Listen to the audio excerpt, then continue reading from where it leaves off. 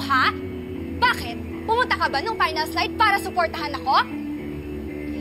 Di ba in-explain ko naman na sa'yo? Kailangan ako ng mom ko. Ay, naku naman! May problema siya. Puro excuses na lang tayo eh. Bakit? Did you even care nung natalo ako? Hindi! Did you even call? Not even! Dahil lang totoo, pinabayaan mo na ako. Hindi ko naman nabalitaan agad yun eh. I was too busy that night. Sorry na, tao lang. Sorry, yan na naman tayo eh. Lagi ka na lang nagsosorry sa akin. I'm so fed up with you, Wesley. I'm done! Ayoko na. This is it. I'm breaking up with you. Ali. No. From now on, I will block you from all of my socials. And I don't ever want to see your face. Goodbye. Tali!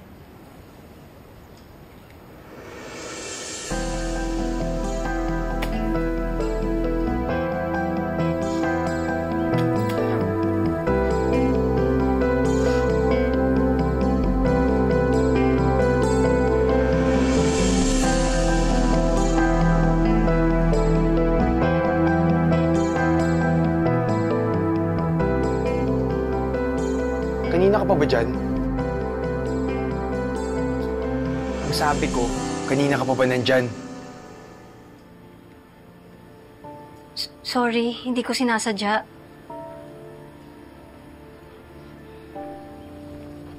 Wait. So you heard everything? Sort of. Sorry, hindi ko talaga sinasadya. Wala ka namang kasalanan.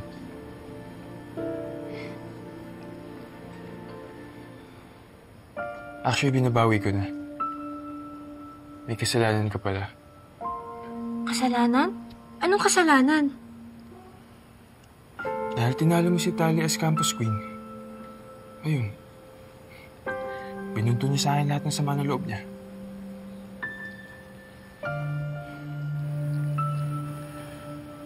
What are we gonna do now? Wala na kami. Don't worry. Baka face lang to. For sure, lilipas naman yung galit ni Tali sa'yo. At soon, marirealize niya na mahal ka niya at ayun, magkakabalikan na kayo. Really? That's how you see it? Well, this is not one of your romantic movies. Relationships do not work that way. Especially with Tali. Sorry na. Wala akong alam. Mali nga ata na nagbigay ako ng opinion sa isang bagay na di ko pa na-experience. Wait. So you mean... never ka pa nagka-boyfriend?